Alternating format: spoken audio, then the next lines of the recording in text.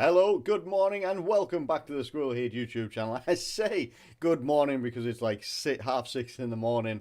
I wasn't tired, so I figured why not get it out of the way and get it done, as I didn't get it done last night. I didn't have time to, and we're gonna kick it straight off with West Ham versus Stoke. And West Ham versus Stoke, I think, from what I've read in the news, that this game is going to be played with like crowd segregation, with a lot of police at the London Stadium. So, I mean, that's going to be a positive atmosphere to start with.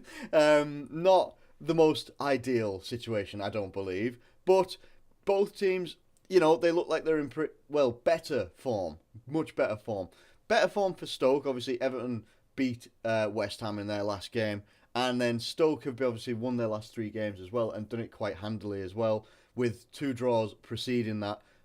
I think it's one of these two teams looked like they could have been contenders for going down nearer the start of the season, and at the moment they seem to be turning things around. West Ham turning things around a little bit slower, maybe picking up nicking results here instead of actually controlling results and stuff like that. And then obviously that loss to Everton, they just didn't have the strike force up front to do it. And I think this is going to be a similar sort of situation. I think Stoke are going to win this game purely because of the quality that they have in their team. The way Joe Allen's playing is unbelievable. Wilfred Boney scored 2 goals against Swansea. Shaqiri, it depends, because Shaqiri went off injured and I don't know if he's available. But if he is available, then he's going to be able to cause some damage. If he isn't, I still think Stoke are going to have too much for West Ham in this game. And I think Stoke will walk away or run away with a 2-1 victory. And West Ham will be struggling again a little bit. Next up, we've got Bournemouth versus Sunderland. And I try to be as fair as I can, and I think it is fair to say that there's no way Sunderland have to, in these last 28 games, Sunderland have to do something completely different to what they've been doing so far this season. What they were doing under Allardyce was progress for them. They were like when they started to do what they always seem to do at the end of seasons. They always seem to pull it out the bag, and they get out of relegation, and they survive again, and they celebrate like they've won the league. Instead, they're just staying in it, which is big anyway. If you're staying in the league compared to being relegated, the sort of money that flies around the Premier League now, Sunderland need to pull off something massive. Don't think they're gonna do it. I know Bournemouth got beat by Middlesbrough last week, but Bournemouth have it in them to tear teams like this to shreds. They did it to Hull City, and that was a very, very impressive victory as well. And I have no doubt that Bournemouth are going to get the victory in this one. I just don't think Sunderland have anything about them whatsoever. They got torn apart on Monday Night Football and the analysis of Carragher and Henry, I think it was. They get torn apart on the pitch as well. Never mind getting torn apart in the analysis. I think that Sunderland are going to get torn apart again here. I think Bournemouth could even go for a 3-0, but I'm going to stay a little bit safe. And I think that Bournemouth will get at least a 2-0 victory. Up next, we've got Burnley versus Crystal Palace. And Crystal Palace looked like they were doing okay for a couple of weeks, and then they came up against some teams that just didn't do very well. Well, they did very well against Crystal Palace, I should say.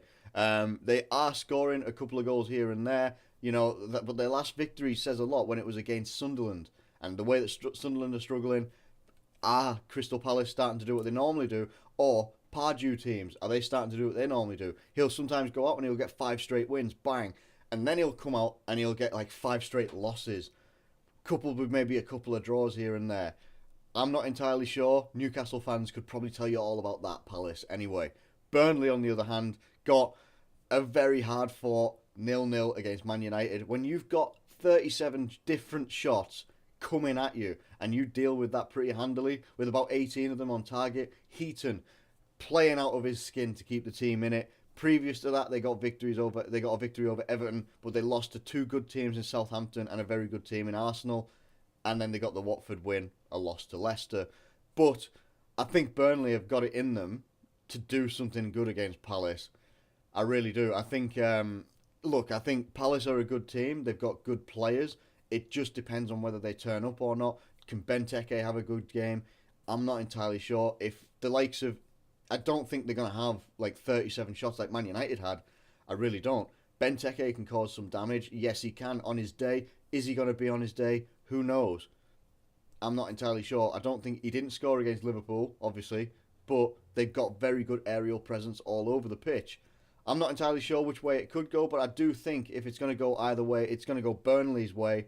I think Burnley are going to be able to nick a 1-0 here, and I think they're going to do it through pure hard work and determination. I just think Palace are in a little bit of a dip at the moment, and it's going to take a little bit to get out of them. So it's going to be Burnley 1-0 in my opinion. Coming up next, we've got Manchester City versus Middlesbrough at home, and I think Man City at home, especially after they've just had 2 good victories. One, yes, against West Brom, maybe not the best team in the league, but then you've also just had them win very, very handily after an excellent second half performance against the best, probably the best team in the world in most people's opinions. My opinion, I think Barcelona's team on its day is the best in the world. It was not their day that day, and Man City turned up something unbelievable. Absolutely unbelievable. The performance of De Bruyne was absolutely outstanding. Gundogan turned up in a big way. What some absolute goals that he scored there as well. I think this is going to be a dangerous time. This could be Man City getting their mojo for the league back, and Middlesbrough are probably coming up against them at the wrong time. They got a good victory against Bournemouth, a 0-0 against Arsenal, but aside from that, they've got more losses in their last 6 than wins or draws. So I mean, this is going to be a bit of a difficult one, I think. I think Manchester City are going to have this one pretty handily. They should. If they don't, it would be a massive disappointment for Man City fans, I would imagine. Manchester City will walk away from this one at least 3-0 victors. And up next, we've got Chelsea versus Everton. And Chelsea are in a very good run of form in the Premier League. They got knocked out of the cup, but I don't think they'll really mind about that. I think their priority is to get as high up in the Premier League as possible, and now they have much more of a chance to do that. Everton, on the other hand, 1 win in the last 6 games, 2 draws and 3 losses. Not looking very good, but they did get a good victory over West Ham. But that was a very toothless West Ham, and if they had a striker, maybe that result might have been a little bit different. What did Chelsea have? A hell of a lot more quality over West Ham, and they certainly have a striker that is in form at the moment in Diego Costa. They have players that are in form. The players are just playing out their skin. It is unbelievable in the Premier League when they switch to this 3-4-3. They have not conceded a goal since that Arsenal game. That Arsenal game, they conceded 3 goals. Since then in the Premier League, they haven't conceded any. None whatsoever. They've scored goals. They've scored quite a good few goals as well. Good goals. They've controlled games. They've controlled teams. I just think that Chelsea are going to have far too much for me. I don't think Everton are going to be able to probe enough. Lukaku needs to step up a lot more. He's said it himself that if he wants to be classed himself as a world-class striker, or at least in the bracket just below that, he has to start creating chances himself instead of having them laid on a plate for him. And that is absolutely true. He needs to be much more clinical with the ball. He does get some good goals now and again, and he pops up in the right situation. He's got to give a lot more. Like Diego Costa does. Yeah, love him or hate him, and I don't particularly like the personality of Costa, but you cannot disrespect the type of player and the quality of player that Costa is. He can take goals from anywhere himself, just like he did against Southampton, and I think this is going to be Chelsea's game, and they're going to come out 2-0 victors. Up next, we have a London derby of massive proportions. Both these teams will not want to lose against the other. But look straight away at the form of both of these teams in their last 6. Arsenal, they've won 5, drawn 1. Brilliant form. I think there's only one other team in the league that has that same form, and that is Liverpool. Tottenham, I mean, look at it. They got 2 losses and 4 draws in their last 6. Not the form that you'd be wanting if you wanted to challenge for top 4, if you wanted to challenge for the title. I don't know. I think that this Tottenham team, the Champions League is taking a lot out of them. They're not being able to do what Leicester do. Now, obviously, Leicester aren't doing very well in the league, or as well as people would expect. But Tottenham I think they should have adjusted a lot better, in my opinion. But, anyway, it doesn't really matter about form in these games. I always say this about local derbies and stuff like that. Form doesn't really matter a great deal. It's about what team wants it more on the day. And I think the way that Arsenal are playing over the way that Tottenham are playing, and whoever Tottenham have available that day, if they have Harry Kane, great, but he's coming back from injury. So you're either going to start him and he's going to come off, or he's going to come on late on when maybe Tottenham are in the mire and they're struggling a little bit. It depends. Arsenal are playing some fluid football. Yes, they didn't get really have the start against Ludogorets as they would have wanted when they beat them 6-0 and they go 2-0 down to only come back 3-2 and win the game. Point is that they won the game, and Arsenal are showing a lot more fight and grit this season, which is completely different to a couple of other seasons that we've seen them. And maybe this could be the season that they actually go on and do well in all competitions. You know, fair play to them if they can do that. I certainly think that this is Arsenal's game to win and Arsenal's game to lose. Depending on the type of Arsenal that turns up, this is their game. My opinion, I think Arsenal are going to take this game. I think Tottenham aren't going to have enough for them. I don't think it's going to be an absolute drubbing. I think that Arsenal could come away from this 2-0 victors. I just don't think that Tottenham are going to have enough in this game. Not from what I've seen in the last 6 games. No way. Arsenal 2-0. Up next, we've got Hull versus Southampton. And Hull, they got an important win against Bristol. Other than that, it's 5 losses. It is 5 losses in the Premier League, and that is not good enough for any team that wants to stay up. It really isn't. Aside from that win, that's Sunderland form right there. That is Sunderland form right there. In fact, it might even be worse. It really might actually be worse. And I think Hull are going to be on an inevitable slide towards that bottom 3. I really do. And it's quite gutting, really, after the start they had. It looked like they could have been like the underdogs to be, they could have done quite well. Unfortunately, that doesn't look like it's the case, and I think coming up against Southampton as well, I think they went 1-0 down against Inter, and then I caught the second half, and they come back, and they get a 2-1 victory, and it was a very good 2-1 victory in the end. I think it was 2 quick goals, and it was very, very good. Yes, they lost against Chelsea, but Chelsea are a very, very quality informed team at the moment as well. Aside from that, their last loss was against Inter in the Europa League. They got a draw against Man City, and they beat Burnley. Look, I think this is Southampton's game all day long. I think this is a similar sort of Sunderland situation. I think Hull have got to pull something out of the hat pretty big sometime pretty soon. Otherwise, this is going to be their season. It's going to be relegation battle, which I think is inevitable now. Relegation battle, and they're going to be down there for a while. They really, really will be. And I'm not entirely sure that they've got the quality in the team to get back up from that. And I think Southampton take this game 2-0. It's unfortunate for Hull, but I've got to be realistic. Southampton. Up next, we've got Swansea at home to Manchester United. And I really didn't actually think, until looking at this just now, I didn't think Swansea's form was that bad. But it is. It really is. This is another one that is it's Sunderland form.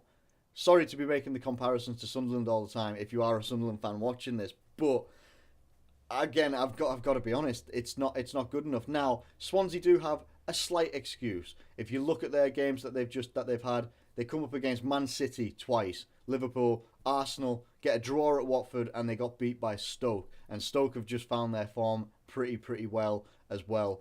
It's not, it's just one of those that really for Swansea. If they can beat the teams around them, that's great. Man United aren't one of those teams that are around them, and Man United are going to be pissed. They're going to be wanting to come into this game after having that 0-0 draw where they had 37 shots, 18 on target, all this sort of business, and then they go and lose to Fenerbahce in the Europa League. I think there are big changes that need to happen. I think Mourinho needs to stay away from just choosing pretty much the same people going up front. Ibrahimovic up front and all that sort of stuff.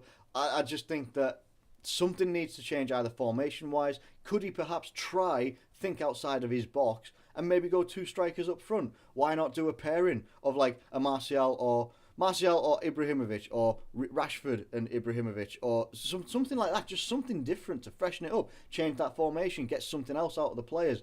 Is Pogba still going to be injured for this game? Not entirely sure. I haven't read anything, to be honest. I don't know where it's going to land. Manchester United need to win as much as Swansea need to win. Even though they're in 2 different situations. Man United are 8th in the league. Swansea, I'm not sure on their league position at the moment. But they both need to win to sort of get their seasons rolling a bit again. It really, really is. It's an important game for both teams. However, I just think the style of play that Swansea can bring, that possession style football, and if they can connect their passes against Man United's style of play, which doesn't really have a style of play at the moment, I think it's going to end up being a draw. I think this is the first draw that I'm predicting of the weekend, and I think it will be a score draw. I think it'll be a 1-1. it's important for both teams. If I'm looking at it as a neutral, it's important for both teams to win. Manchester United are going to be wanting to try and get as far as they can towards the Champions League places. If they don't win these types of games, they're going to have to try and pick up points elsewhere where they haven't actually been able to do that yet. You know, I don't know. It's not looking great for either team. It's going to be a 1-1 draw. And last but by no means least, Leicester come up against West Brom. And Leicester, they got 2 draws in their last games, 2 wins, and then a loss against Chelsea, a draw against Southampton. Leicester are starting to turn things around a little bit more. They're starting to get some results that are a bit, you know, I know the draws aren't going to be too great for them. Like, drawing against Tottenham isn't, you know, it's not that beneficial. Doesn't really do anything for them. But I still think that Leicester's priority is the Champions League. And as far as they are in that, I think they've got 10 points in total in that as well. They're doing okay. They're doing fine. They're probably nailed on to go into the knockouts and stuff like that as well. West Brom, on the other hand, 1 win in the last 6. They've got a lot of draws. They've got 2 losses against us and then against Man City. So those are the 2 losses there. I don't know. It depends on who turns up. Will Vardy be able to start the game? Can Vardy affect any games like he was last season? Not entirely sure on that one. I think they're doing it a lot better when they're choosing other people. Slimani, is he available? Can he be used? He seems to pop up and get some good goals as well. Same with Musa. Musa's got a hell of a lot of pace. Has he got what it takes to, you know, to score the goals in this league? Along with Mahrez, can he turn it up big style like he was last season? I'm not entirely sure, because West Brom can be a very stubborn team to come up against and very difficult team to come up against. Can be difficult to break down, but I think that Leicester do have the quality to beat them. I think West Brom have the quality. I say quality. I think they've got the style of play to beat Leicester as well, which is why I'm going to go for a 2-2 draw. Which sounds weird after what I've just said, but because I think that they can both beat each other, I think they're going to cancel each other out in some way. And I think it'll be a score draw, 2-2. That's how it's going to finish. And that is the end of the Premier League preview for today. The Liverpool game is going to be being previewed. I've got one for that, but we're not playing till Sunday, so it won't be out until tomorrow morning. So keep an eye out for that one. And I'll put a link in the description for this one in that video as well. I think it's the only time I've had to do it the other way around, with normally Liverpool games first and then the Premier League preview. But if you've enjoyed this video, please drop a like on this video. Get some comments in below. How do you think your team's going to do? Who's going to be star player of the week? I'll let you know who I think my star player of the week is going to be in the Liverpool video. Not necessarily a Liverpool player, so keep an eye out for that one. As I said before, drop a like on this video if you please. Subscribe if you're new around here. Thank you ever so much for watching, and I'll catch you later.